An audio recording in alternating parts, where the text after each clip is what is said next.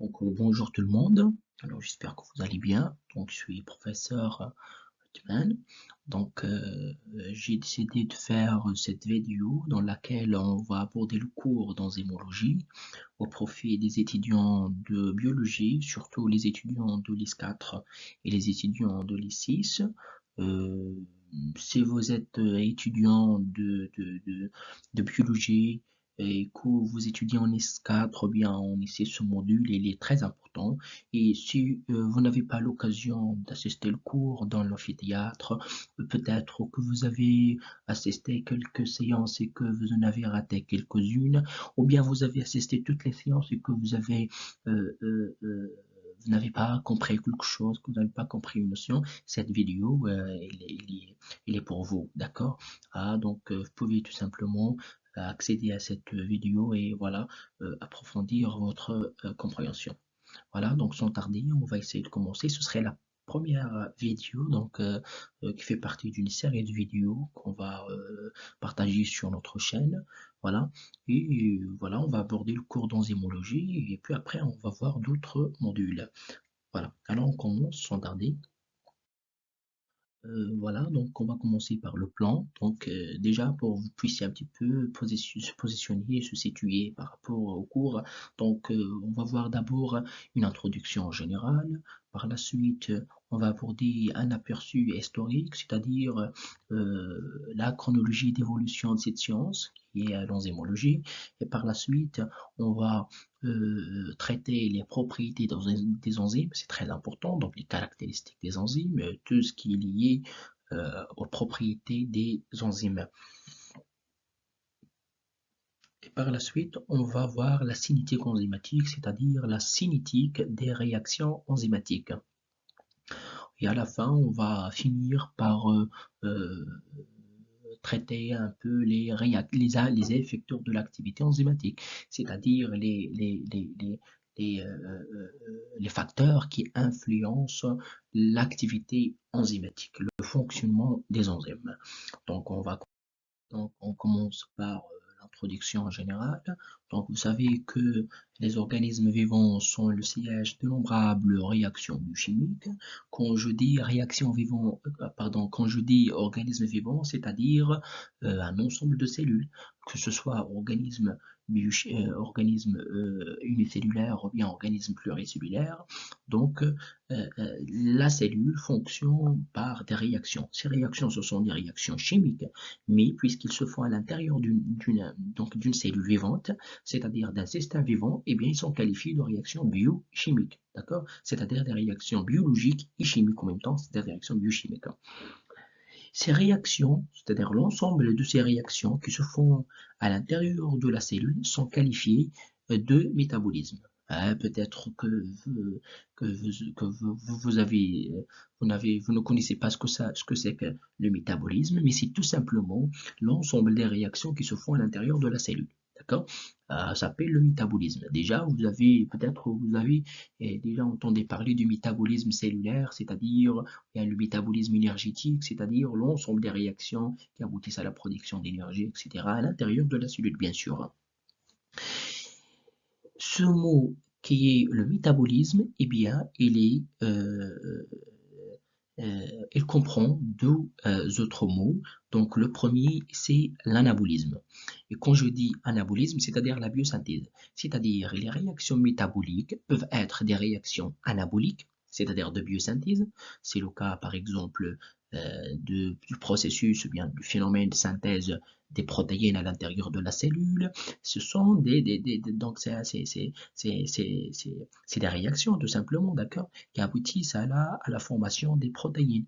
Et ces réactions-là, ce sont des réactions de biosynthèse parce qu'elles aboutissent à la production et à la synthèse des protéines, d'accord?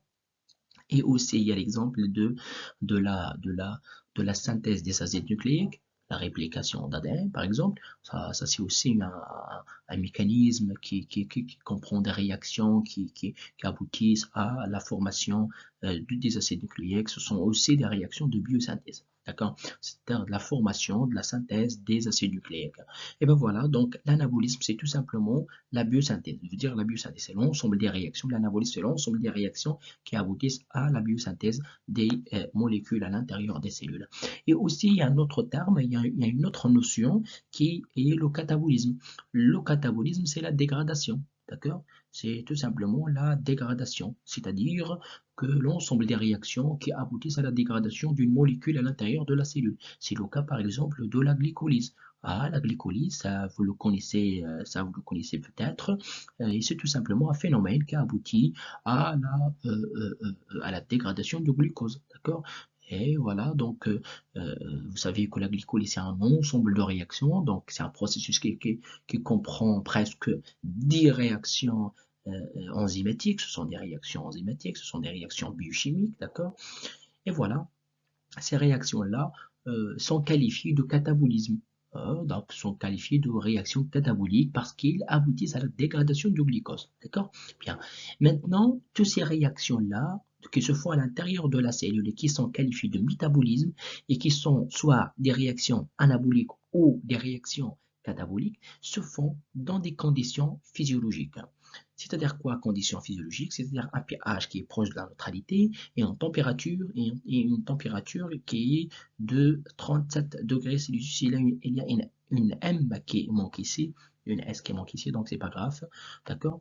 Donc les conditions physiologiques, c'est-à-dire un pH qui est proche de la neutralité et une température qui est proche de 30 degrés, de 37 degrés Celsius.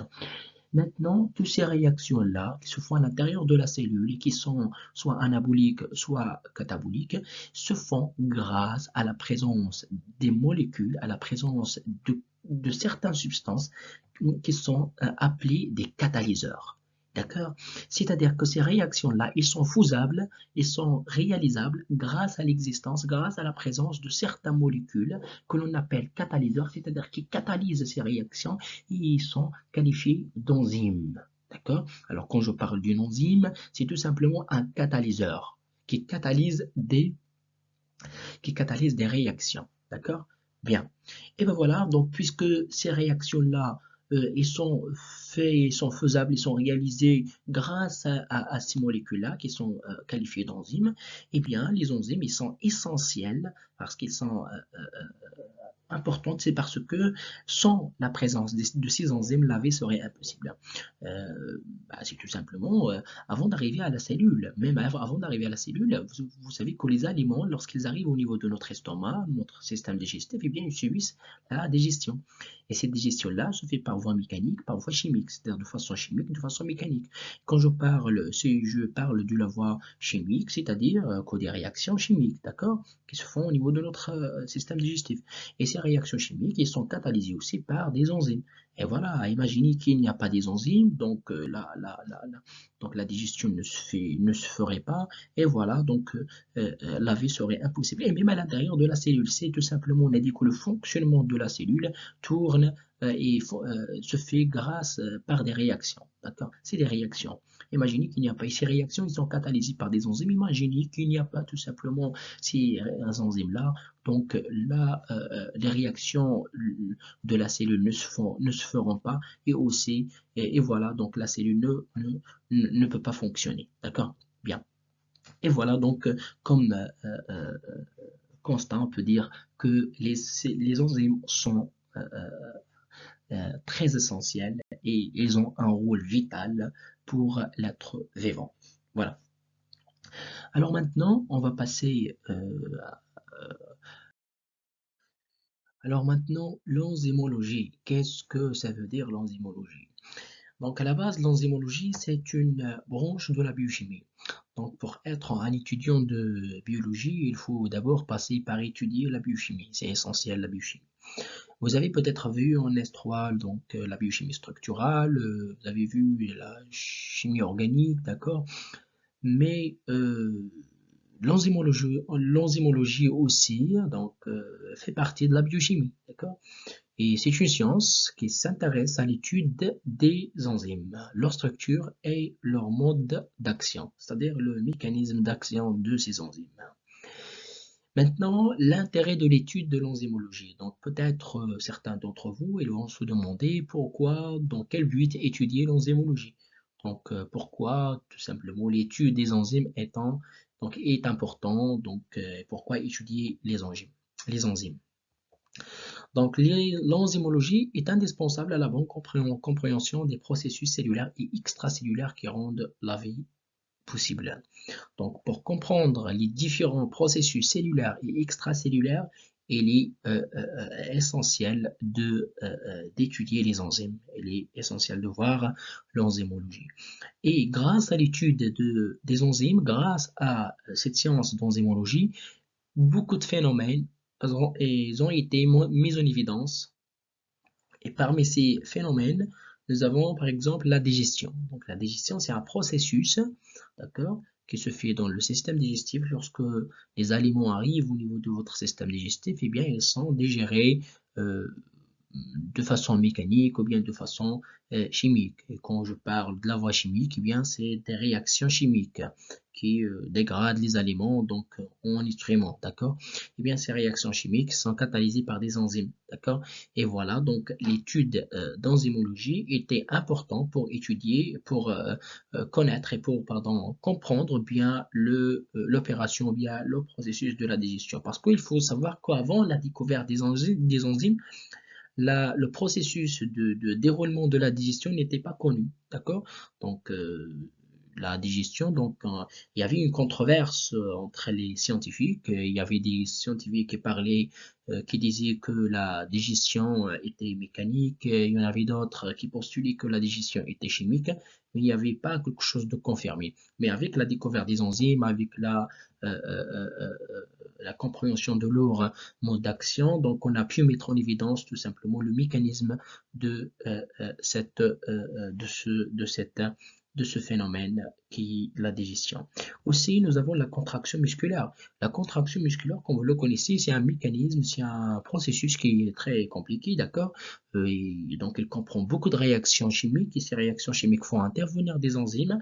Et pour bien élucider, comprendre la contraction musculaire, le mécanisme de la contraction musculaire, il fallait bien passer par l'enzymologie. Aussi, le métabolisme énergétique. Le métabolisme énergétique, c'est une partie du métabolisme cellulaire euh, euh, euh, qui qui s'intéresse tout simplement aux réactions qui aboutissent à la formation d'énergie, d'accord, qui libèrent de l'énergie, etc. D'accord, donc bien sûr, ce sont des réactions enzymatiques, c'est-à-dire là où il intervient des enzymes, et voilà tout simplement pour mettre en évidence le métabolisme énergétique, il était important de voir l'enzymologie. Et aussi, nous avons la neurotransmission. La neurotransmission, c'est un processus qui a été mis en évidence grâce à l'enzymologie parce que des réactions enzymatiques qui aboutissent à la transmission de l'influx nerveux d'une cellule nerveuse à l'autre. Et voilà, tout simplement, il fallait passer par l'enzymologie pour comprendre bien et mettre en évidence la neurotransmission et comprendre surtout le mécanisme de la transmission de l'influx nerveux dans les neurones.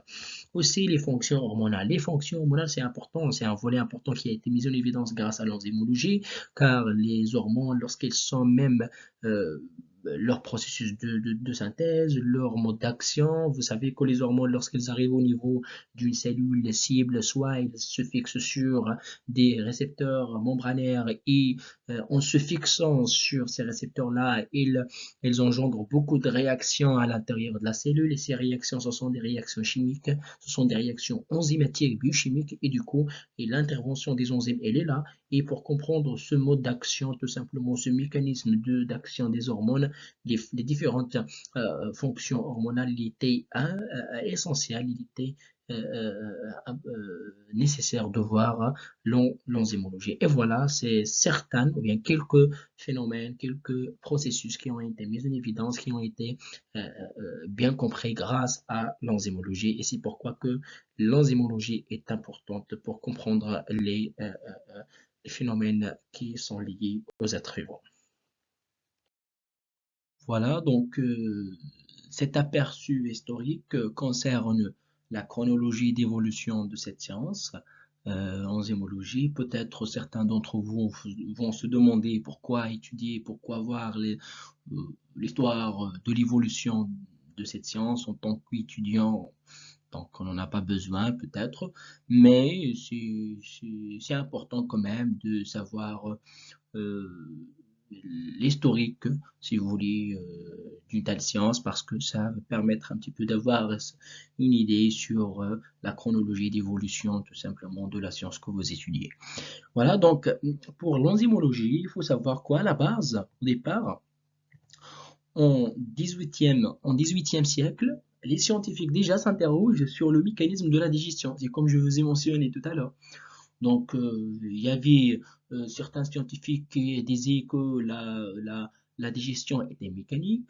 Il y en avait d'autres qui postulaient que la digestion était purement chimique. D'accord? Mais à la fin du 18e siècle, un scientifique, Lazarus Spallanzani, il va tout simplement proposer que la digestion est un phénomène qui est purement chimique. D'accord? C'est-à-dire que les aliments seraient rendus liquides par des substances chimiques sécrétées par les organes. C'est-à-dire que la digestion se fait de façon chimique et que, c'est-à-dire par des réactions chimiques, et que ces réactions chimiques, ils sont, euh, euh, ils sont réalisées grâce à des substances libérées par organes, par les organes digestifs. D'accord? Bien. Donc, en 1850, Pasteur, ça vous le connaissez, c'est un chimiste, c'est un pionnier de bactériologie, d'accord? Donc, il va démontrer que la fermentation de sucre en alcool par la levure, vous le connaissez, c'est un être vivant, donc unicellulaire, eucaryote, d'accord? Est catalysée par une substance qui existe dans la levure, c'est-à-dire que la fermentation de glucose, de sucre dans cette cellule, est catalysée par une substance qui existe dans la levure, c'est-à-dire la levure dispose d'une substance et que cette substance-là catalyse les réactions de fermentation de sucre en alcool. Ce n'est qu'en 1879 qu'un autre scientifique, scientifique qui est QN, qui va suggérer le terme enzyme. Donc voilà, c'est à cette date que le terme enzyme est apparu. Voilà, donc pour tous les ferments, c'est-à-dire pour toutes les cellules qui font la fermentation de sucre, d'accord? Euh, donc, ce terme-là, enzyme, donc il est dérivé de la racine grecque qui signifie dans la levure. Donc, en 1850, Pasteur il a démontré que la fermentation de sucre se fait grâce à une substance qui existe dans la levure, mais en 1879, un autre scientifique il va proposer ce terme enzyme et il va tout simplement le dériver de la racine grecque qui signifie dans la levure. C'est-à-dire dans la levure, il y a une substance qui catalyse les réactions. D'accord? Et cette substance, elle a été remarquée pour la première fois par Pasteur, mais il a été dénommé par QN en 1879. D'accord? Et bien voilà, donc maintenant le terme enzyme est apparu et il est connu pour sa fonction de catalyse des réactions. Et le terme enzyme, comme on a dit, il vient du grec. Il est formé de deux mots, en qui veut dire dans, enzyme qui veut dire la levure. Et voilà, enzyme, c'est-à-dire une substance dans la levure qui catalyse les réactions. Et voilà, puis après, maintenant, les enzymes sont apparus. Donc, en 1899, donc un autre scientifique, Buchner, il va extraire de la levure. Les premières enzymes, ils ont été extraits de la levure, de la levure. Et voilà, donc c'est euh, au début de la 20e siècle, du 20e siècle, donc en 1929, donc la première enzyme purifiée, cristallisée est l'uréase. L'uréase est une enzyme qui catalyse la transformation de l'urée. D'accord? Et voilà, depuis tout simplement cette date-là, donc plus de 3000 enzymes sont décrites. Et voilà, maintenant l'enzymologie est apparue, c'est-à-dire on a commencé à étudier les enzymes, savoir leur structure, savoir leur nature et savoir leur mode d'action. Et voilà, la science d'enzymologie est véritablement fondée. D'accord? Bien. Par la définition des enzymes. Ah, qu'est-ce que c'est qu'un enzyme maintenant? Ah, voilà, donc on va voir maintenant les caractères généraux des enzymes et on va commencer par la définition des enzymes. Déjà, un enzyme, comme je viens de vous dire, on a dit un enzyme, c'est tout simplement vous dire, ça vient du grec, et vous dire dans la levure. C'est une substance qui a été découverte dans la levure pour la première fois et a été appelée tout simplement enzyme. On veut dire dans, et le enzyme veut dire levure. Mais euh, voilà, l'enzyme, c'est un catalyseur biologique. Ah, voilà, donc maintenant, qu'est-ce que c'est que l'enzyme? Donc, c'est la vraie définition de l'enzyme maintenant. Alors, l'enzyme, tout simplement, c'est un catalyseur. C'est-à-dire catalyseur, c'est-à-dire qui catalyse une réaction chimique. Mais cette réaction se fait dans la cellule, donc c'est une réaction biochimique. Et ces enzymes-là, ce sont des catalyseurs donc biologiques, d'accord? Biologiques, c'est-à-dire qu'ils catalysent des réactions qui se font à l'intérieur de la cellule. Leur caractéristique, c'est qu'ils ont une nature protéique. C'est-à-dire que ces enzymes-là, ces molécules-là, qui existent dans qui se trouvent dans la cellule et qui catalysent des réactions euh, qui se font dans la cellule, ils sont de nature protéique. C'est-à-dire qu'elles sont des protéines, d'accord? D'où viennent ces enzymes-là? Ces enzymes, ils sont produits par un organisme vivant. C'est pourquoi qu'on les appelle des catalyseurs biologiques, c'est-à-dire qu'ils sont produits par un organisme vivant. D'accord? C'est ça la vraie définition de l'enzyme. L'enzyme, c'est un catalyseur biologique de nature protéique produit par un organisme vivant. Et il y a beaucoup de caractéristiques tout simplement de ces enzymes. Il faut savoir que presque toutes les enzymes sont des protéines. Il y a tout dernièrement, il y a certaines molécules qui sont de nature nucléaire qui ont été découvertes et qui ont tout simplement qui ont aussi une activité catalytique. Et ce sont des ARN que l'on nomme des ribosymes. Ah, c'est parce que donc ils sont formés d'acides ribonucléiques, l'ARN, c'est pourquoi qu'on nomme des ribosymes. Donc c'est un cas particulier, mais en général, on dit que les enzymes sont de nature protéique, c'est-à-dire sont des protéines avec un cas particulier. Pour les ribosymes, ce sont des ARN, ne sont pas des protéines, mais elles sont de nature nucléaire qui ont une activité catalytique. Bien. Mais de façon générale, pour vous, gardez en tête que les enzymes sont des protéines. Aussi, les protéines enzymatiques, c'est-à-dire les enzymes, sont des catalyseurs, c'est-à-dire elles catalysent des réactions. D'accord? Qu'est-ce qu'ils catalysent? Ils catalysent les réactions biochimiques, c'est-à-dire des réactions qui se font à l'intérieur des cellules. D'accord? Bien. Et bien sûr, donc, il intervient dans la réaction. Alors, aussi, les enzymes ne se dégradent pas au cours de la réaction. C'est très important aussi. Ces enzymes-là, lorsqu'ils catalysent une réaction biochimique, d'accord, ils ne se dégradent pas. Ils interviennent dans la réaction, rendre la réaction facile, c'est-à-dire augmentent la vitesse de la réaction, mais elles ne se dégradent pas, c'est-à-dire elles peuvent être réutilisées à nouveau dans une autre réaction. D'accord? Voilà, c'est ça la caractéristique des enzymes qui sont non dégradable lors d'une réaction. D'accord? C'est-à-dire qu'ils interviennent de la cellule, ils interviennent pardon, dans une réaction, ils catalysent cette réaction et ils peuvent être réutilisés à nouveau dans une seconde réaction. D'accord? Bien. Aussi, ils agissent à faible dose, c'est-à-dire, c'est pas la peine d'augmenter la concentration de l'enzyme pour qu'il puisse intervenir dans une réaction. Donc, même une dose faible, en dose faible, c'est en faible concentration, ces enzymes-là, ils peuvent fonctionner, ils peuvent catalyser les réactions. D'accord? Une autre caractéristique, c'est que les protéines enzymatiques, c'est-à-dire les enzymes, sont synthétisées par les êtres vivants. C'est ce qu'on vous a déjà introduit dans la définition.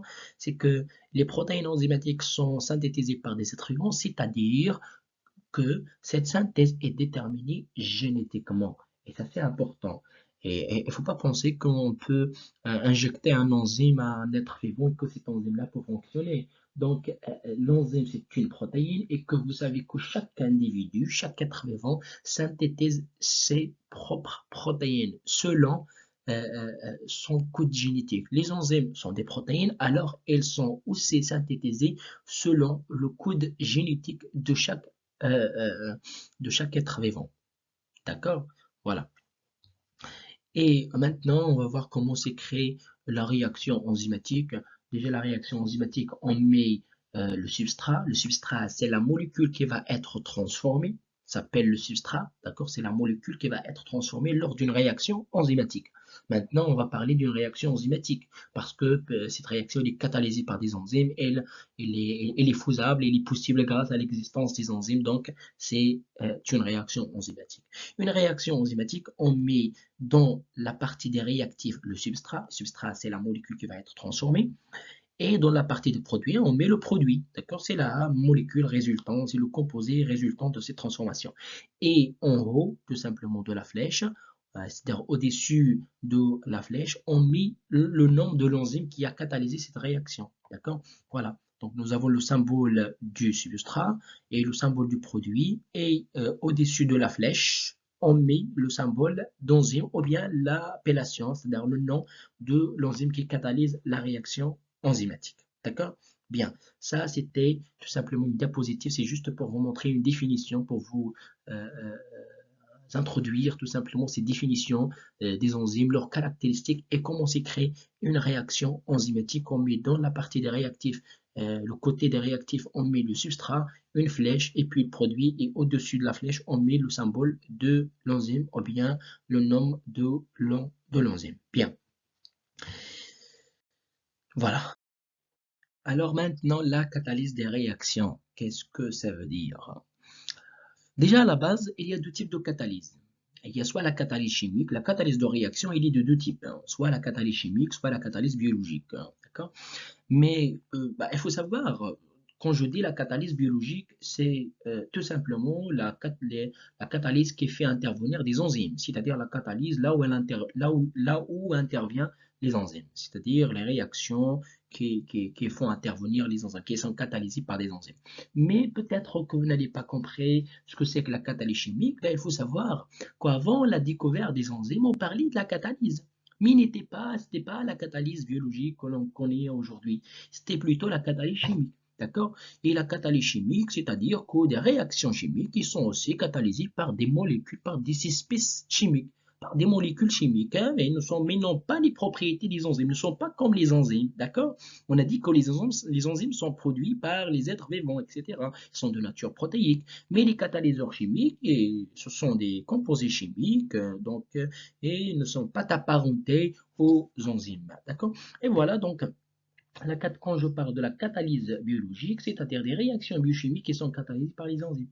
Et vous avez à titre d'exemple l'amylase. L'amylase, c'est une enzyme. C'est une enzyme qui catalyse la transformation et ou bien l'hydrolyse de tout ce qu'on appelle de l'amidon. D'accord? Voilà. Et aussi, pour la catalyse chimique aussi, c'est des réactions chimiques qui sont catalysées par une espèce chimique. Pas une espèce chimique bien déterminée, quelconque. Donc, par exemple, c'est l'exemple du cuivre. L'exemple du cuivre, il y a aussi la platine colloïdale, le fer. Donc, ce sont des espèces chimiques qui catalysent une réaction, qui facilitent le déroulement d'une réaction bien déterminée. Mais ils ne sont pas comme les enzymes. Les enzymes, ce sont des catalyseurs biologiques, c'est-à-dire qu'ils sont produits par un être vivant, sont de nature protéique, plusieurs caractéristiques, alors que les catalyseurs chimiques ne sont pas des catalyseurs biologiques, ce sont plutôt des catalyseurs chimiques, c'est-à-dire qu'ils sont produits soit chimiquement, ou bien donc ils ne catalysent pas des réactions dans des milieux vivants, d'accord? Dans des systèmes vivants, d'accord? Voilà. Alors maintenant, on va enchaîner, mais avec la catalyse biologique, d'accord? Ce qui nous intéresse ici dans ce cours d'enzymologie, c'est la catalyse biologique. Mais avant de voir la catalyse biologique, ce serait important de voir d'abord un rappel sur la réaction chimique, d'accord, les caractéristiques de la réaction chimique, parce que une réaction enzymatique, c'est à la base une réaction chimique, mais, elle est catalysée par des enzymes et il se fait dans un système biologique, etc. Bien. Alors, il faut savoir que une réaction chimique, c'est à la base, c'est une transformation chimique. D'accord? C'est à la base, c'est une transformation chimique qui se fait dans un système caractérisé par des conditions de pression, de température et de pH bien déterminées. D'accord? Bien sûr, la transformation se fait dans un milieu et que ce milieu-là, il est caractérisé par des conditions de température, de pression et de pH bien déterminées. Ce milieu-là, on l'appelle système. Par exemple, si la réaction se fait dans une cellule vivante, eh bien, on parle ici d'un système vivant. D'accord? La cellule, il est qualifié ici d'un système vivant parce qu'il est caractérisé par une par des conditions bien déterminées. Cette transformation chimique, c'est une réaction chimique, et cette réaction chimique, on la modélise, c'est-à-dire elle est modélisée par l'équation de la réaction. Et voilà, l'équation de la réaction s'écrit de cette façon. Vous avez A plus B, c'est-à-dire c'est des réactifs, flèches nous donnent des produits. Et voilà, vous voyez que ce soit les réactifs ou bien les produits sont accompagnés par des petites lettres, des petits symboles qui sont des coefficients stoichiométriques. Et ici, ces coefficients stoichiométriques est égal à 1. Et voilà, on peut écrire la réaction, on peut mettre la réaction euh, euh, euh, sans ces coefficients-là. Voilà, A, tout simplement, A plus B est égal à C plus D. Bien. Mais cette réaction-là, cette réaction chimique, ou bien toute réaction chimique, ne peut se faire, ne peut dérouler si il y a la, la ces certaines conditions, ces conditions-là, donc que vous voyez là, ils sont accomplis. D'accord? Il y a, s'il aura lieu de ces conditions-là que vous pouvez voir. Donc, la première condition qui doit être accomplie, donc c'est la rencontre de deux molécules. C'est-à-dire que la molécule A et avec la molécule B, elles doivent d'abord, pour qu'ils puissent s'interagir et être transformées, elles doivent d'abord se rencontrer. D'accord?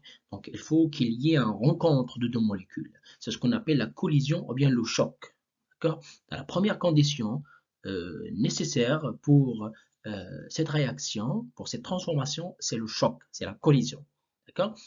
La deuxième des choses, c'est une énergie suffisante, c'est-à-dire la présence dans le milieu où se fait cette réaction, une énergie suffisante. Cette énergie qui va conduire, qui va provoquer la formation d'un complexe de transition, AB. C'est-à-dire que cette énergie, c'est elle qui va activer les molécules, si vous voulez. C'est elle qui va aboutir à l'activation des molécules et du coup, la formation du complexe de transition. D'accord? Ça, c'est important. Et la troisième condition, c'est la transformation. Même si tout simplement il y a une énergie suffisante, il y a la formation du complexe, il faut qu'il y ait une transformation. C'est-à-dire il faut que le choc soit efficace, soit pertinent. D'accord? Bien. Et ici, nous avons des exemples. Nous avons trois exemples qu'on va voir. Nous avons A plus B, donc le réactif A plus le réactif B. Voilà, donc dans ce cas, on voit il n'y a pas la formation de complexe de transition, c'est-à-dire il n'y a pas des étoiles. C'est-à-dire que l'énergie n'était pas suffisante, l'énergie présente dans le système, présente dans le milieu, n'était pas suffisante pour activer les molécules et pour ainsi former le complexe de transition. Donc ici, voilà, donc on voit qu'il n'y a pas la transformation, donc les produits ne sont pas les réactifs ne sont pas transformés en produits. On dit que tout simplement, c'était pas efficace. D'accord? Bien. Et ici, qu'est-ce que nous avons? C'est-à-dire que le choc n'était pas efficace. Ici, nous avons tout simplement un réactif A avec B. On remarque qu'il y a bien tout simplement cette formation de complexe de transition à cause ou bien grâce à la présence d'une énergie suffisante. C'est-à-dire que l'énergie présente dans le milieu étant suffisante, elle a permis tout simplement la formation de complexe de transition grâce à l'activation des molécules. C'est-à-dire, elle a activé les molécules et voilà, les molécules s'interagissent et forment ce qu'on appelle le complexe de transition. Et voilà, même parfois, c'est tout simplement ces molécules, même parfois, c'est tout simplement le complexe de transition, il est formé, la transformation ne se fait pas, c'est-à-dire que la transformation, voilà, le choc n'est pas efficace, et voilà, tout simplement, la transformation ne se fait pas, le complexe, la réaction s'arrête au niveau du complexe. D'accord, il ne se termine pas, c'est-à-dire que la transformation ne se fait pas. Maintenant, nous avons tout simplement, dans un autre cas, donc voilà, nous avons la formation du complexe de transition, et voilà, donc le complexe de transition se transforme tout simplement en produit, et il y a l'apparition de produit C plus D, et voilà, le choc ici était efficace. Voilà, tout simplement, pour qu'une réaction puisse se faire, donc il faut tout simplement l'accomplissement de ces trois réactions. C'est-à-dire il faut que, pas pardon, de ces trois conditions. C'est-à-dire il faut que ces trois conditions soient remplies pour que tout simplement une réaction chimique quelconque puisse se faire. La première condition, c'est la rencontre des molécules. C'est-à-dire il faut les deux molécules d'abord se rencontrent. c'est-à-dire entre en contact. La deuxième des choses, il faut qu'il y ait une énergie suffisante dans le milieu pour que les molécules puissent s'activer et ainsi puissent former le, le, le, le, le complexe de transition. Et la troisième des choses, c'est la transformation de ce complexe de transition en un produit. Et voilà, nous avons l'apparition de produits. Bien. Eh bien maintenant, toute réaction chimique elle est caractérisée par une vitesse, c'est-à-dire que la réaction chimique se fait à une vitesse bien définie, d'accord? Et cette vitesse-là peut être calculée en fonction de la constante K, qui est la constante d'équilibre de la réaction, et aussi de la concentration des réactifs. Et voilà, donc en considérant la réaction précédente, pour la réaction précédente, la vitesse de cette réaction est égal à, donc V est égal à K, qui est la constante d'équilibre, fois la concentration de A et B, c'est-à-dire la concentration des réactifs. C'est-à-dire que la vitesse est égale à, correspond à la constante d'équilibre multipliée par la concentration des réactifs. Aussi, comme on a dit tout à l'heure, on a dit que toute réaction est à la base, c'est une transformation chimique. Et cette transformation chimique se fait dans ce milieu caractérisé par des conditions de température, de pression, de pH bien précises. Et ce milieu-là, avec ces conditions, donc on peut l'appeler système. Donc il est qualifié de système, c'est-à-dire que la réaction se fait dans un système. Lorsque la réaction se fait dans la cellule, donc on parle d'un système biologique ou bien d'un système vivant. D'accord? Bien. Et voilà tout simplement ce système-là, en plus de ces conditions de température, de pression, de pH, elle dispose d'une énergie. D'accord? Et cette énergie s'appelle l'énergie libre. Donc, c'est une énergie libre qui se trouve dans le système. Cette énergie libre, tout simplement, elle est qualifiée de l'enthalpie libre. D'accord? Cette énergie libre, donc, il est appelé l'enthalpie libre. Tout système dispose tout simplement d'une énergie. Cette énergie est qualifiée de l'enthalpie libre. Et bien évidemment, cette énergie-là, ou bien cette enthalpie libre-là, quand une réaction se produit dans un système, cette énergie ne reste pas constante, c'est-à-dire elle varie. C'est-à-dire il y a une évolution tout simplement de cette enthalpie lors d'une réaction chimique. D'accord? Et voilà maintenant, ça, ce qu'on va essayer de voir, c'est on va suivre, si vous voulez, l'évolution de l'enthalpie libre au cours d'une réaction dans un système bien déterminé, d'accord? Dans un système quelconque. Hein. Et bien voilà, donc nous avons ce graphique-là, donc qui représente l'énergie libre, c'est-à-dire l'énergie qui se trouve dans un système en fonction des différentes étapes d'une réaction chimique. Voilà, donc nous avons au début donc les produits au départ, déjà, nous avons l'état initial, là où les produits se rencontrent. Donc la première étape, comme on a dit tout à l'heure, c'est la rencontre des deux, pardon, pas les produits, c'est les réactifs, pardon. Donc nous avons la rencontre des réactifs, d'accord, qui se fait dans l'état initial. Et par la suite, lorsque les deux réactifs A et B se rencontrent, eh bien, il y a la formation d'un complexe de transition. Et ce complexe-là de transition ne se forme qu'à la présence d'une énergie suffisante.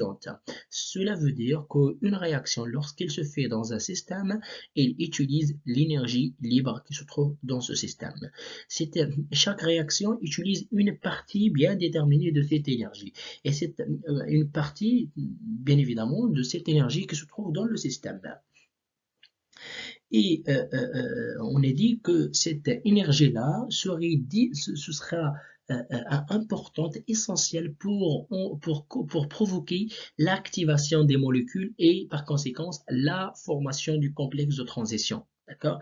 Donc cette énergie-là qui se trouve dans le système, qui est qualifiée de l'enthalpie libre, il est utilisé. D'ailleurs, cette énergie-là, ou bien cette enthalpie libre, il est qualifié aussi d'énergie utilisable, ou bien de l'énergie disponible, c'est-à-dire l'énergie qui se trouve dans le système, d'accord? Alors cette énergie-là, une partie, ou bien la totalité, donc selon chaque réaction, est utilisée par la réaction pour activer les molécules dits réactifs et former le complexe de transition. Cette énergie nécessaire, ou bien cette énergie qui est requise par la réaction qui est utilisée pour former le complexe de transition, pour activer les molécules, elle est qualifiée, ou bien elle est nommée, elle est dénommée l'énergie d'activation.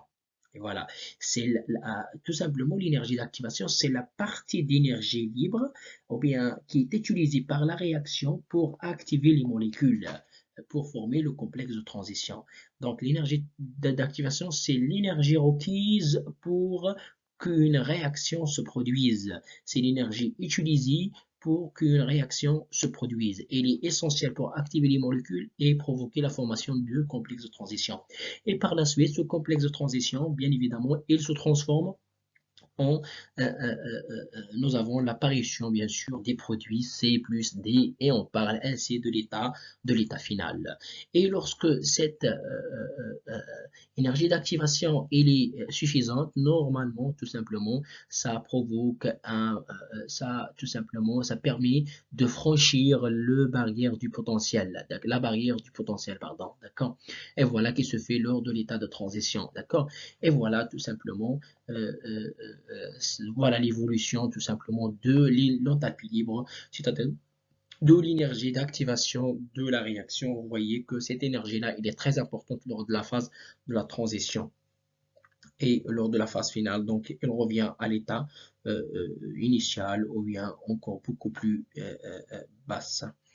Alors, donc, pour qu'une réaction chimique se produise, il est nécessaire que, donc, déjà, delta G, donc la variation tout simplement de l'enthalpie libre, parce que qu'on pouvait le voir tout simplement à l'état final, donc l'enthalpie libre, l'énergie extraite dans ce système, l'enthalpie, donc elle est d'une valeur bien précise, et à l'état initial, il est d'une valeur bien précise, et à l'état final, on voit tout simplement que l'enthalpie prend une autre valeur, hein. Donc, selon chaque réaction, pour qu'une réaction soit faisable dans un système, il faut que l'enthalpie, la variation de l'enthalpie soit négative. Et aussi que l'activation des molécules se produise, c'est-à-dire qu'il y ait une énergie suffisante tout simplement dans le système pour que l'activation des molécules se produise. Et c'est ce que l'on appelle l'énergie d'activation. Maintenant, donc, on va essayer de voir les catalyseurs chimiques et les catalyseurs biologiques. Donc, on va faire une comparaison entre les caractéristiques des catalyseurs chimiques et les catalyseurs biologiques, ou bien l'action des catalyseurs chimiques et les catalyseurs biologiques pour voir quel type de catalyseur est-elle efficace. Voilà donc, pour ce faire, on va prendre l'exemple de la décomposition du peroxyde d'hydrogène. Le peroxyde d'hydrogène, vous le connaissez, c'est l'eau oxygénée, c'est-à-dire l'eau additionnée d'un atome d'oxygène. Et voilà, donc voilà la réaction de décomposition de peroxyde d'hydrogène, c'est O2, c'est H2O2, donc flèche, H2O, donc il est décomposé en H2O plus O2. Bien. Et voilà, donc nous avons ce graphique qui représente l'énergie libre, euh, c'est-à-dire l'enthalpie libre, ah, voilà, et tout simplement les différentes étapes d'une réaction. Et comme toujours, donc la réaction débute par un état initial, puis un état de transition, et puis tout simplement un état final, une état finale. D'accord? Bien. Alors, on va essayer maintenant de comparer tout simplement entre cette réaction de décomposition de peroxyde d'hydrogène dans trois cas. Le premier cas, là où il n'y a pas de catalyseur, donc en absence de tout catalyseur. Deuxième cas, avec un catalyseur, mais un catalyseur chimique. Et le troisième cas, avec un catalyseur biologique, c'est-à-dire avec une enzyme. D'accord? Bien. Alors, on commence d'abord avec le cas où on n'a pas utilisé de catalyseur, c'est-à-dire là où il y a l'absence totale de catalyseur. Donc, vous pouvez le remarquer que l'énergie d'activation, simplement, de cette réaction atteint un maximum. Un maximum est déterminé, c'est-à-dire il est très grande. Vous remarquez que tout simplement, l'énergie d'activation, est très grande lors de la réaction en absence de catalyseur, c'est-à-dire où il n'y a pas de catalyseur, l'énergie d'activation est plus élevée et elle est d'ordre de OA est égal à 75,25 kJ par mol. D'accord? Remarquez maintenant lorsqu'on va utiliser un catalyseur chimique. pas un catalyseur biologique, mais un catalyseur chimique, vous remarquez qu'il y a une diminution de l'énergie tout simplement d'activation, c'est-à-dire que l'énergie requise par cette réaction qui est catalysée par un catalyseur chimique est faible par rapport à la réaction qui n'est pas catalysée. D'accord? Et cette énergie d'activation, elle n'est d'ordre que de 48,9 kJ par mol. C'est-à-dire, elle est faible par rapport à la première réaction où les catalyseurs étaient absents. Où le catalyseur était absent. D'accord? Bien.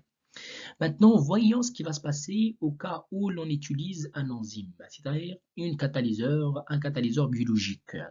Et voilà, vous remarquez que l'énergie d'activation, elle est encore beaucoup plus petite, elle est encore beaucoup plus faible, d'accord, par rapport aux deux réactions.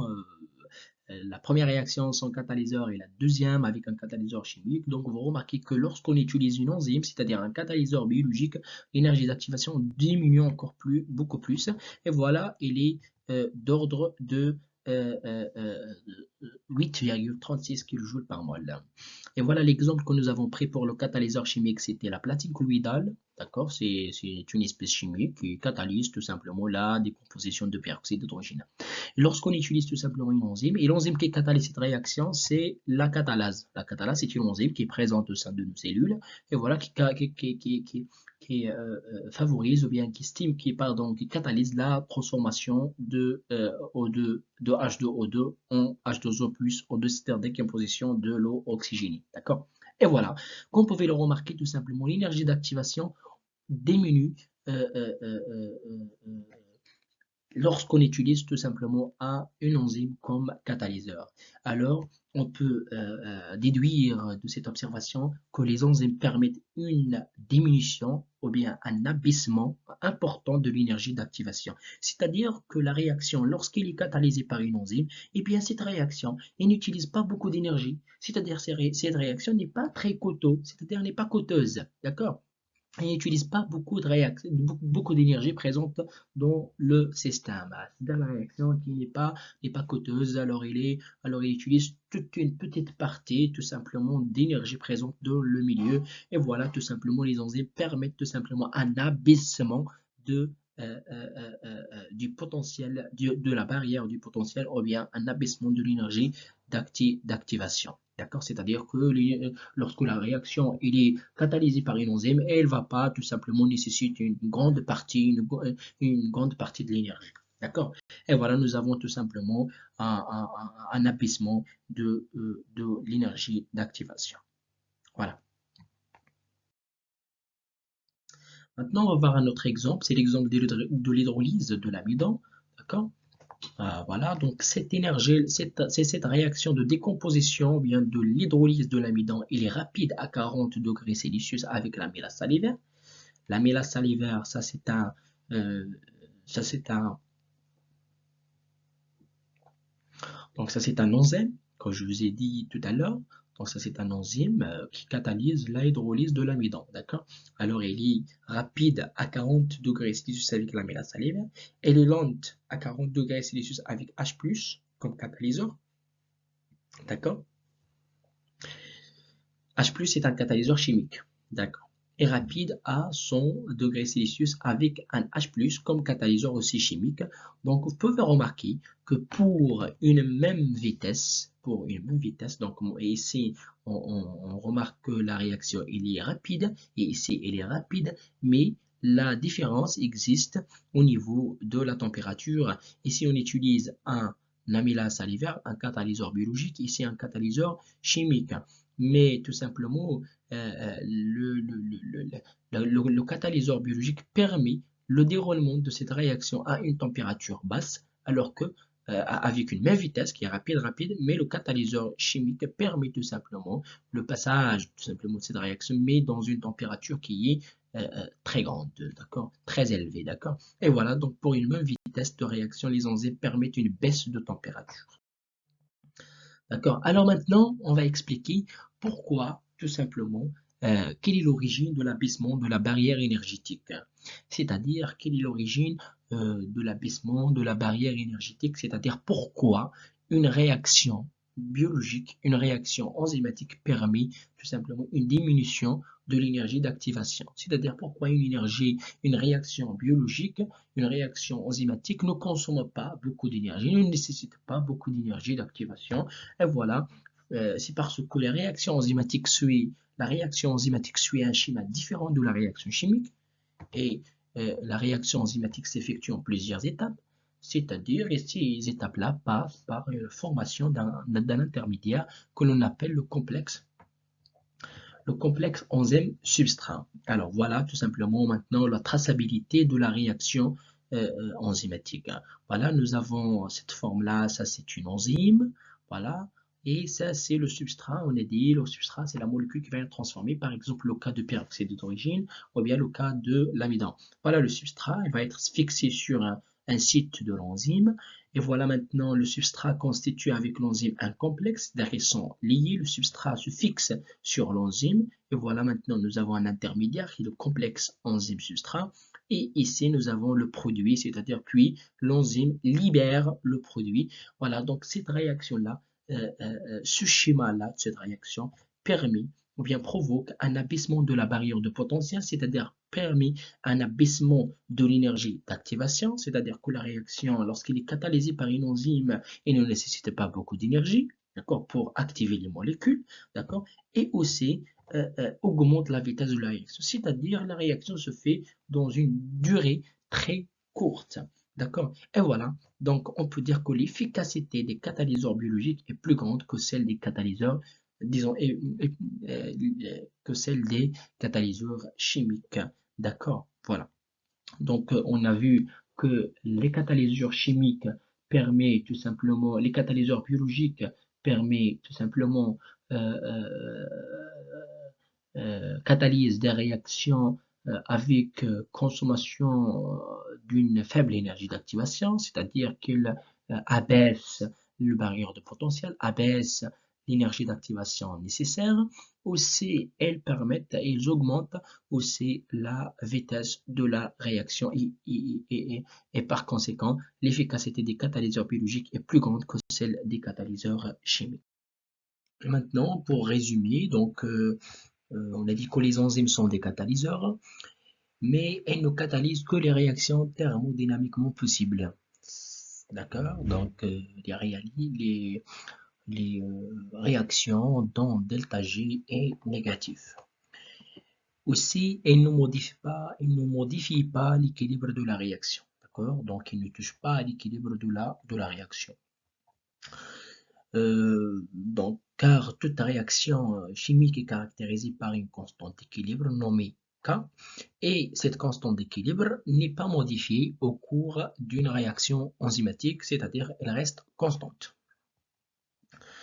Et les enzymes permettent, par contre, les enzymes permettent d'atteindre l'équilibre plus rapidement, d'accord, puisqu'ils augmentent la vitesse de la réaction, donc ils permettent d'atteindre l'équilibre plus rapidement. Et voilà tout simplement une réaction chimique. Voilà la constante d'équilibre K est égale à la concentration des produits sur la concentration des ce qu'on appelle des réactifs, et on met à la puissance les